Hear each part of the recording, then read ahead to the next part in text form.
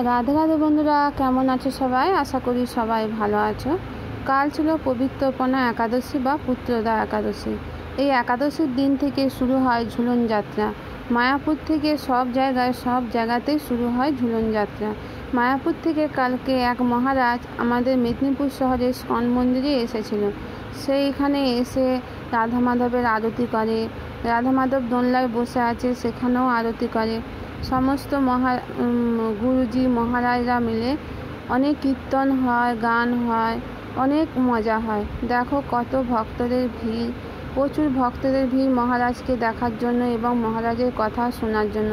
আমরাও গিয়েছিলাম কালকে সন্ধ্যাবেলায়, বিকাল 4টা থেকে মহারাজ বসেছিল সবার সঙ্গে দেখা করার জন্য।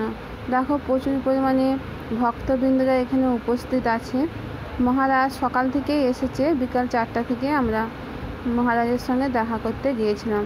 মহারাজ দেখো কি সুন্দরভাবে আরতি করে নিচ্ছে। এই মহারাজ সত্যি খুবই অসাধারণ এবং সত্যি খুবই ভালো। মহারাজ সবাইকে ভগবতম সবাইকে দান করেছিল এবং সবাইকে নিবেদন করেছিল। দেখো কতজনকে ভগবতম দান করেছে এবং একাদশীর মহিমা কী, কালকে যে পুত্রদা একাদশী ছিল সেই একাদশীর মহিমা কী, সেসব বিষয়েও অনেক আলোচনা করেছে। ভগবতম পড়লে কী লাভ হয়, গীতা বই পড়লে কী লাভ হয়, সব কিছু আমাদেরকে অনেক কিছুই বলেছে। যারা এখনও পর্যন্ত মহারাজের সঙ্গে দেখা করেনি, অবশ্যই যেখানে মহারাজ আসবে অবশ্যই একটু সময় ব্যয় করতে। আমাদের ব্যস্ত জীবন, এই ব্যস্ত জীবন থেকে একটু যদি মুক্তি পেতে চায় তাহলে এরকম মন্দিরে মহারাজকে অবশ্যই দেখা করতে যাবে। মহারাজের কৃপা পাওয়া খুব সৌভাগ্যের ব্যাপার। দেখো এখানে অনেকে ভিড় করে দিন, এখানে মাতাজিরা প্রভুজিরা মহারাজের কাছ থেকে ভগবতম নিচ্ছে। আমিও নিয়েছি। দেখো সবাই মিলে এখানে ভগবতম নিচ্ছে। এখানে ভগবতের দাম হচ্ছে 7,500 টাকা, অন্য জায়গায় আরও বেশি দাম, তাই আমিও নিয়ে নিলাম 7,500 টাকা দিয়ে ভগবতম। ভগবদ্গীতা নয়, ভগবতম। ভগবদ্গীতা আছে, ভগবতম ছিল না। 18টা বই আছে, সেই বই একটা বড় বাক্সের মধ্যে ঢোকানো আছে। সেই বইগুলোর দাম হচ্ছে 7,500 টাকা। আমিও নিয়ে নিলাম। একবারে পয়সা দিতে হয় না, 3 মাসের মধ্যে পয়সা পেমেন্ট করতে হয়, 3 থেকে 4 মাসের মধ্যে। আর মহারাজের কাছ থেকে ভগবতম নেওয়ার মজাই আলাদা। মহারাজ বিভিন্ন টাইপের ভগবতমের বিভিন্ন গ্রন্থ, কৃষ্ণ ঠাকুরের কতগুলো বই ছিল, সব রকম আমাদের সঙ্গে আলোচনা করলো, খুবই ভালো লাগলো। মহারাজ খুব রসিক আছে, বিভিন্ন টাইপের ব্যাখ্যা করে আমাদেরকে বোঝানোর চেষ্টা করলো। মহারাজকে আমি অনেক কোটি কোটি প্রণাম জানাই মহারাজকে। এই দেখো মহারাজ ভগবতম দান করছে সবাইকে। দেখো আমিও নিয়েছি। এখানে অনেক মাতাজি প্রভুজিরাও নিয়েছে। এই মাতাজিটাও নিয়েছে, সাক্ষী মাতাজি প্রভুজিরাও নিয়েছে। এই মাতাজিও নিয়েছে। ভগবতম মানে হচ্ছে কৃষ্ণের মুখসঙ্গ বাণী। এই বই যদি যার ঘরে থাকবে, ভগবান নিজে অবস্থান করবে সেখানে। তাই বলছি বন্ধুরা, অবশ্যই তোমরা মায়াপুর গেলে বা কোনো স্কন মন্দিরে গেলে ভগবতম বই অবশ্যই নেবে। ভগবতমের মধ্যে রয়েছে ঠাকুরের বিভিন্ন কাহিনী এবং অনেক কিছু জানার উপায় আছে।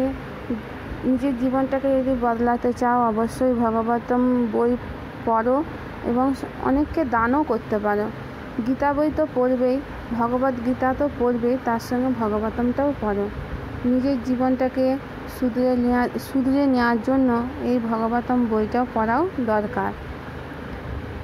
আমরা তো একসঙ্গে তো বইটা পুরো শেষ করতে পারবো না। আস্তে আস্তে প্রত্যেক দিন একটা করে অধ্যায় পড়ে আমাদের নিজের জীবনটাকেও বদলাতে পারবো এবং বিভিন্ন টাইপের জ্ঞান অর্জনও করতে পারবো।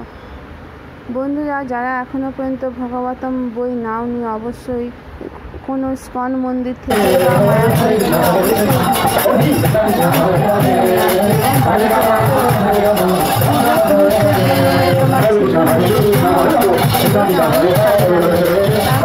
মহারাজ মহারাজের কৃপা হয়ে যাওয়ার পর আমরা রাধা মাধবকে দোলনায় দুলালাম।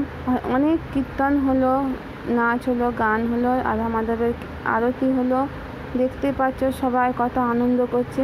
কৃষ্ণ ভক্তদের আনন্দের শেষ নেই, প্রচুর আনন্দ কৃষ্ণ ভক্তদের।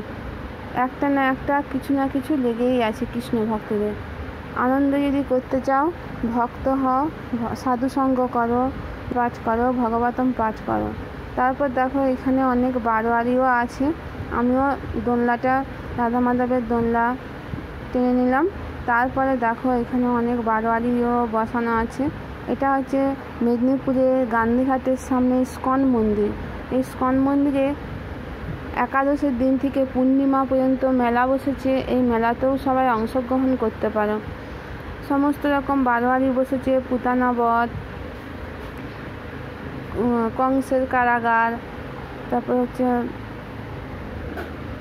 অনেক কিছু বারোয়ারি বসছে। তোমরা বাচ্চাদেরকে নিয়ে আসতে পারো। পুতানা বধ অনেক কিছুই বারোয়ারি বসেছে, সবাই বাচ্চাদেরকেও নিয়ে আসতে পারো এবং ঘরের পাড়া প্রতিবেশী বিভিন্ন জায়গা থেকে লোককে বলে এবং রাধা মাধবের দোলনা দোলানোর জন্য, কৃপা পাওয়ার জন্য সবাই এই মেদিনীপুরে ইস্কন মন্দিরে চলে আসো।